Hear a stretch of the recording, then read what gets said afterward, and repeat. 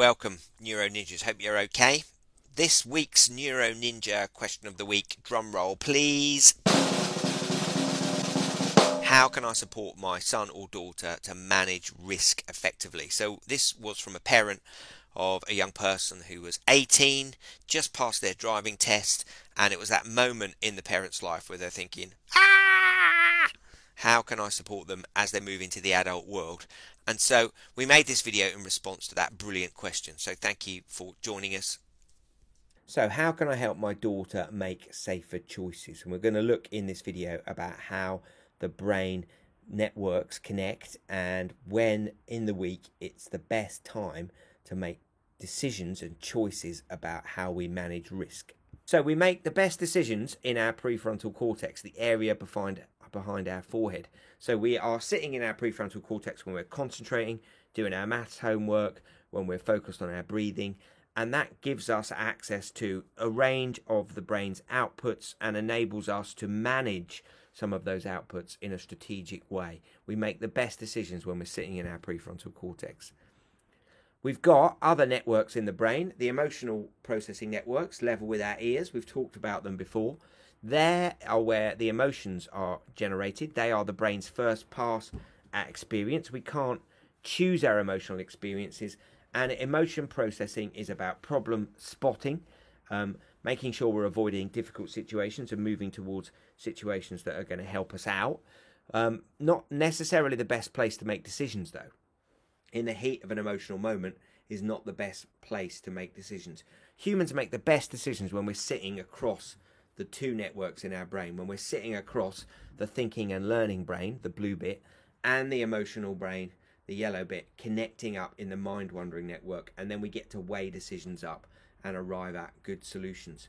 So in order to support good decision making, it's really important to notice where we're sitting in our heads. When we're focused, when we're listening to a video, say, or doing our homework or focusing on our breathing, the bulk of the neural firing is behind our forehead in that prefrontal cortex. And that is that place where we can assess the situation, take literally a deep breath and be calm and think about things. And mindfulness does a whole bunch of different things for the brain. And it's really important to begin to build those practices, particularly in relation to making good decisions. So we're just going to watch a quick video about mindfulness. Despite what you may have heard, meditation does not involve joining a group, paying any fees, wearing any special outfits, sitting in a funny position, or believing in anything in particular. It is simple, secular, scientifically validated exercise for your brain. You don't have to do it yet, but just so you know, here are the 3 steps. 1, sit with your back straight and your eyes closed. 2, notice the feeling of your breath coming in and going out. Pick a spot where it's most prominent. Usually that's your nose or your chest or your belly, and just focus your full attention on the feeling of your breath coming in and going out.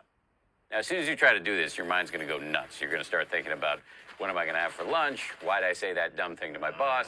Your brain's going to go nuts, and that's fine.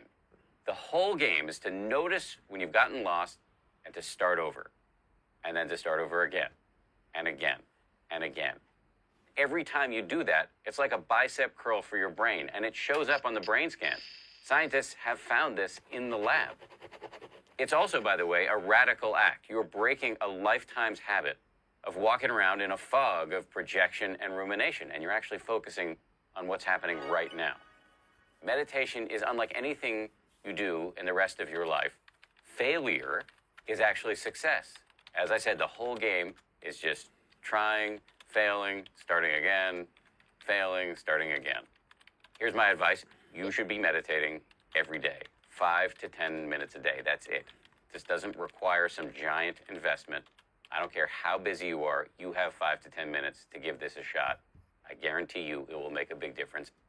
So it makes quite a big difference every single day. To do a bit of mindfulness, you don't have to sit quietly and listen to a meditation. You could just go for a nice walk, notice everything around you. And what we see in brain scans is a more stable distribution of connections across our network. Our prefrontal cortex at the front of our head is the place where we make the best decisions. And mindfulness enables us to be aware of where we are in our heads. So we're focused on our breathing and then our mind's wandered off. we drag our attention back. We're literally dragging the neural firing into our prefrontal cortex, giving us a wider view of the world. So that connects our thinking and feeling brain with many more connections, which means we're going to make better decisions. So how can we support ourselves to make the best decisions possible? The best decisions humans make are made across the whole network of the brain, bringing in our feeling and reacting brain and our solution-focused brain, our learning and thinking brain. It's really important to understand, in this slightly more complicated version of the brain, there is no boss circuit. There's no place that's directly in charge. It's the whole brain, but the best place to control decisions is from the prefrontal cortex, because that's got connections with every other part of the brain. And that's why mindfulness is so important, because it connects it with every other part of the brain. And the more connections we've got with other parts of the brain, the better decisions that we're going to make. So the thing we need to remember as teenagers, from the ages of sort of 14 through to about 25, is that we've got many more synapses and we've got faster synaptic plasticity, which means our brain changes much more quickly. It also means that it's therefore more difficult for the prefrontal cortex to make all of those good connections across the brain. It also means, because we're a teenager, there are certain parts of our prefrontal cortex that aren't as well developed as they will be when we're adults. And that means that when we make decisions in relation to risk, when we're with our friends, we generally, and looking at laboratory kind of studies, we generally make less good decisions when we're with our friends. We generally make good decisions when we're on our own, but when we're with our friends, we tend to go with the crowd. And that's really important in terms of managing risk. And also, living in an adolescent brain, we're definitely into seeking novelty and new experiences. And because our brains are so rapidly plastic, we're much more at risk from addictions, addictive behaviors, and addictions to drugs and alcohol. So have a think for a second. When do you make the best decisions every day? You make the best decisions when you are the least tired. When you're tired, your prefrontal cortex finds it much more difficult to communicate across the brain. So the best decisions are made when we're in the best space. We've had enough sleep, we're feeling calm, and we're focused. We make the best decisions when our prefrontal cortex has got sufficient time to weigh up the pros and cons. And it's about the prefrontal cortex having a particular take on a situation and then weighing up the positives and the negatives, the dark path and the light path. So we need to give our brain time ahead of decisions that involve risk in order to come up with good solutions. So to manage risks, to think about risky situations that we face each week, we need to do that in advance. Don't rely on making the best choice in that moment when you're with your friends. So we'll look at this now in terms of an example. There are 4 basic steps to managing risk effectively. Step 1 is to risk analyze every week in a particular slot.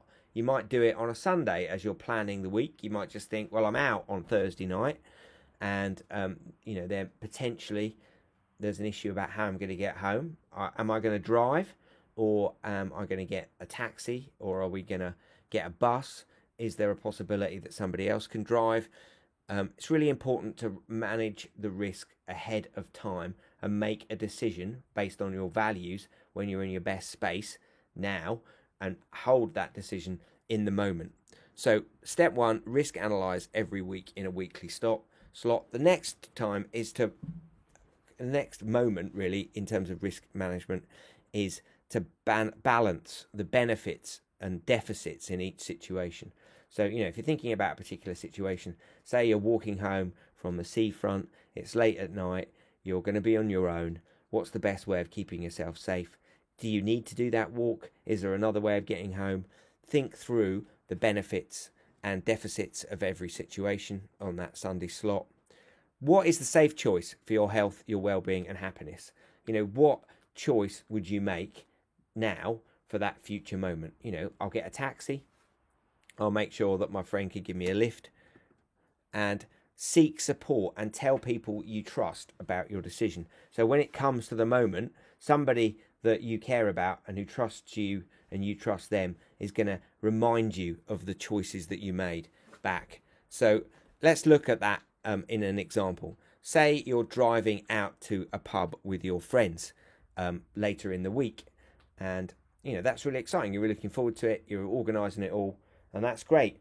But analyse the sort of risks and benefits in that situation. It's brilliant to spend time with friends, but if I'm driving, I might be tempted to have a drink, just one, with my friends to kind of ease into that sort of social situation. Making a decision ahead of time means making the safest choice for you. And the evidence really strongly is the best way of ensuring that you don't go over the driving limit, put yourself at risk, impair your judgment, is to not drink at all if you're driving. And just have that as your basic decision. You make that decision ahead of time and you say, if I'm driving, I'm not drinking. And you let your friends know that situation. If I'm the driver, that's great. I'm happy to be the driver. Support me. Everyone else buys me soft drinks during the evening, gets me packs of crisps because I am that night's designating driver. If I'm driving, I'm not mixing it with drink. And you tell your best friends that is the plan, and they will help you stick to it. And you can use that approach in relation to every situation involving risk. So the best thing to do is to use the connected networks of your prefrontal cortex to decide ahead of time what is the best situation in any situation that involves risk. Decide beforehand, analyse the risk, make a plan for the situation, and spend 10 minutes planning to save a lifetime of regret. Just 10 minutes at the beginning of the week, just to avoid a situation where some terrible, awful thing happens because you've managed that risk in a sensible way as possible. You're mitigating risk. Obviously, everything we do in life has involved risk, and it's really important to do things, but this gives our brain the best chance of making the best possible decisions. Thanks for listening. See you all next week.